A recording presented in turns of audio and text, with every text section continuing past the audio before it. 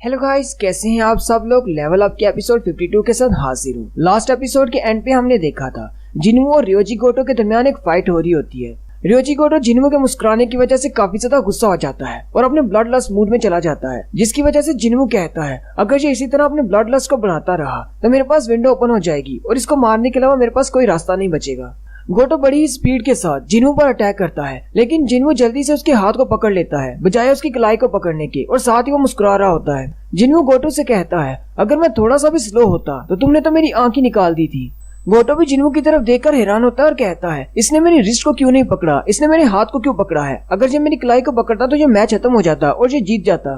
जिन्वू हंसते हुए उससे कहता है मैंने तुम्हारे हाथ को इसीलिए पकड़ा है क्योंकि मैं भी नहीं चाहता कि ये मैच खत्म हो, और मैं ये अच्छी तरह से जानता हूँ कि तुम भी इस मैच को इस तरह खत्म नहीं करना चाहते।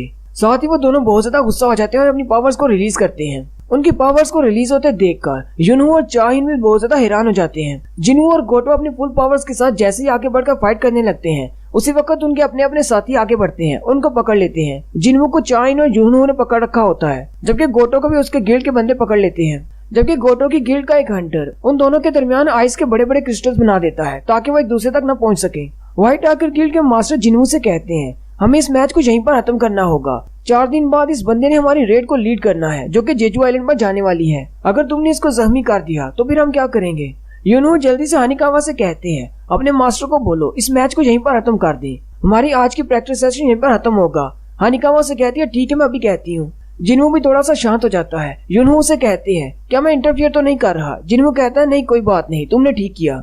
महादुंग जिन्वू से कहते हैं तुम तो काफी ज्यादा अमेजिंग हो, तुम तो गोटो के साथ टो टो फाइट कर रहे थे, तुम तो वाकई में एस रैंक कहलाने के लायक हो। महादुंग आगे बढ़ते हैं और जिन्वू से कहते हैं तुम्हारी बॉडी तो बहुत ज्यादा हार्ड है, मेरे पास बहुत सारे मैजिशियंस हैं, अगर तुमने अभी तक किसी गिल्ड को ज्वाइन नहीं किया तो मेरे गिल्ड में आ जाओ, मुझे तुम्हारे जैसे असैसिन की जरूरत है। उसी वक्त ऊपर से चोईजोंग बोलता है और कहता है मास्टर महादुंग ये एक मैजिक टाइप हंटर है, कोई असैसिन नहीं है। महादुंग से सुनकर वो भी ज्यादा हैरान हो जाते हैं।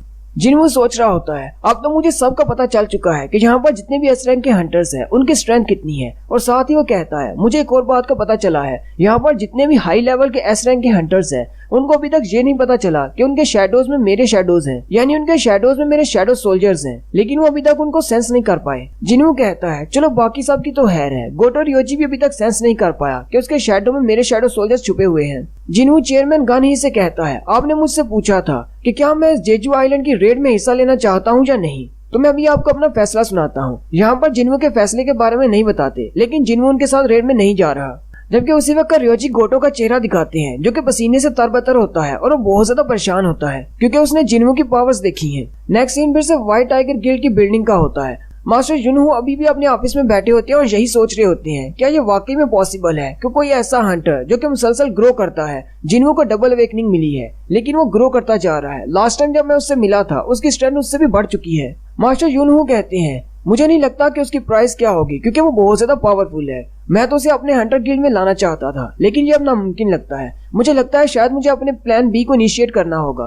वो जल्दी से अपने मोबाइल में देखते हैं जेजू आइलैंड पर जाने वाले हंटर्स की लिस्ट जारी की जाती है, लेकिन मास्टर युनहू ये देखकर बहुत ज्यादा हैरान हो जाते हैं क्योंकि उस लिस्ट में जिन्वू का नाम नहीं होता। इसका मतलब यह है कि जिन्वू उनके साथ जेजू आइलैंड की रेड पर नहीं जाने वाला। रियोजी गोटो अपने गिल्ड के 11वें एस रैंक के हंटर्स को कॉल करता है और कहता है हमने जितना सोचा था यहाँ के एस रैंक के हंटर्स उससे भी ज्यादा पावरफुल है। वो अलग बात है कि सारे एस रैंक के हंटर्स पावरफुल नहीं है, लेकिन एक है जो कि बहुत ज्यादा पावरफुल है। उसका नाम संग जिनवू है और उसे अभी अभी रीवेकनिंग मिली है और वो एक एस रैंक का हंटर है। सुगीमोटो उसे कहते हैं लेकिन ये तो बहुत ही अजीब बात है, मेरे पास जो हंटर्स की लिस्ट आई है उसमें किसी संग जिनवू का नाम नहीं है। रियोजी गोटो से कहता है किस लिस्ट की बात कर रहे हो। सुगीमोटो से कहता है मैं उस लिस्ट की बात कर रहा हूँ, उन सारे हंटर्स की लिस्ट जो कि जेजू आइलैंड की रेड में हिस्सा लेने वाले हैं। कोरिया की तरफ से सिर्फ 6 ही हंटर हिस्सा लेंगे, उस लिस्ट में कहीं भी संग जिनवू का नाम नहीं है।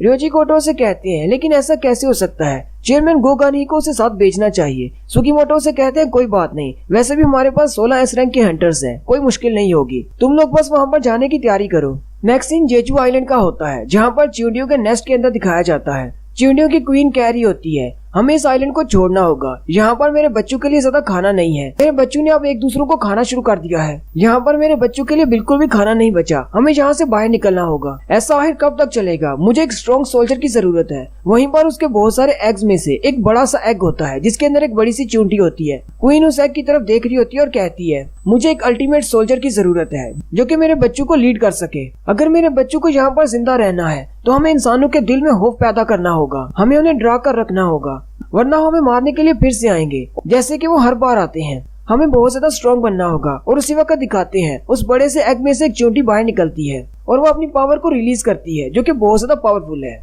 नेक्स्ट सीन जिन्हू के अपार्टमेंट का होता है। जिन्हू अपनी मॉम को लेकर घर पर आता है। जिन्हू क्योंकि काफी दिन तक डीमन कासल में था इसलिए पूरा घर गंदा हो चुका होता है क्योंकि जिन्ना ने बिल्कुल भी सफाई नहीं की होती। मॉम से देखकर बहुत ज्यादा हैरान हो जाती है और कहती है, 4 साल की नींद के बाद घर पर आकर सफाई करना अच्छा लगेगा मुझे। मॉम हंसते हुए उनसे कहती है, चलो हम सब लोग मिलकर सफाई करते हैं। फिर वो तीनों सफाइयां करना शुरू कर देते हैं। मॉम उनसे कहती है, हमारा घर तो काफी ज्यादा पुराना हो चुका है, हर जगह से गंदा हुआ पड़ा है। जिन्हू उनसे कहता है, जब से हम लोग बच्चे हैं तब से हम लोग इसी घर में रह रहे हैं, इसलिए ये ऐसा है। साथ ही जिन्हू की मॉम जिन्हू से कहती है, जब मैं 4 साल तक सो रही थी, क्या इस दौरान तुम्हें अपने पापा के बारे में कुछ पता चला? जिन्हू थोड़ा सा उदास हो जाता है और मॉम से कहता है, नहीं मुझे पापा के बारे में कुछ भी नहीं पता चला।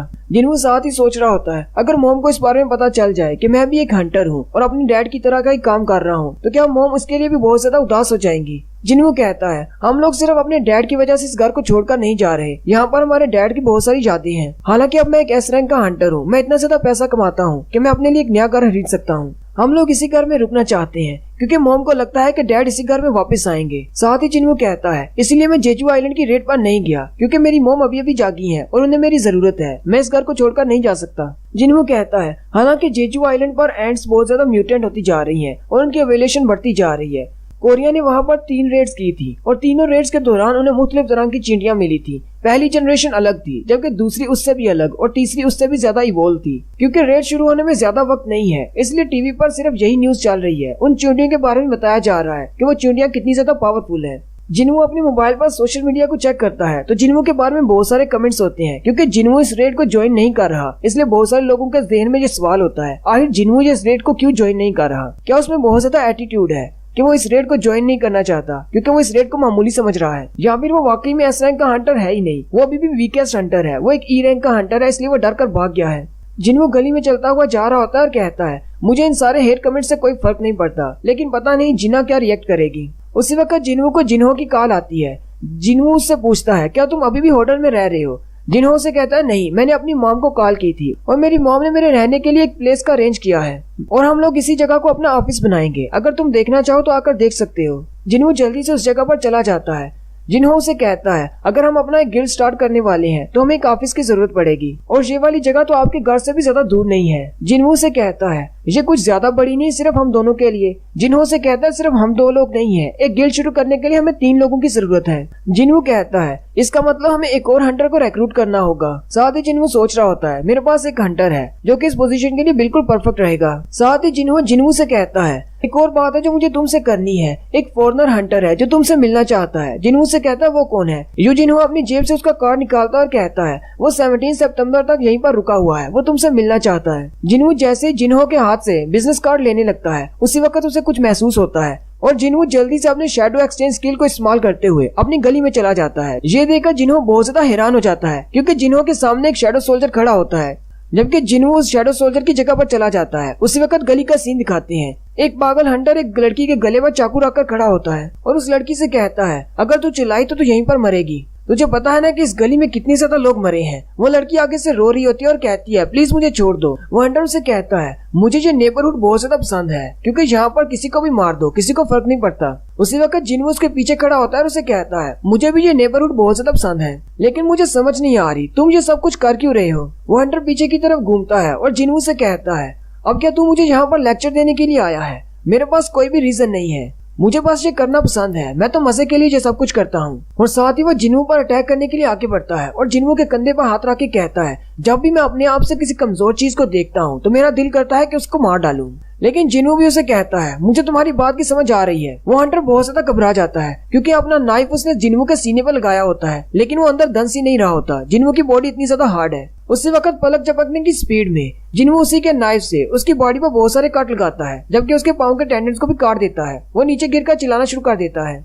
जिन्हों उस हंटर से कहता है, आज आधी रात होने से पहले अपने आप को पुलिस के हवाले कर दो अगर तुम जिंदा रहना चाहती हो। वहीं पर जिन्हों अपने एक ऑर्क शैडो को निकालता है और कहता है, अगर ये 12 बजे से पहले अपने आप को पुलिस के हवाले नहीं करता तो इसे मार डालना। साथ ही जिन्हों पीछे की तरफ मुड़ जाता है और कहता है, पता नहीं मेरे शैडो सोल्जर के पास इतनी अक्ल होगी या नहीं, कहीं वो 12 बजे से पहले इसको मार ना दे।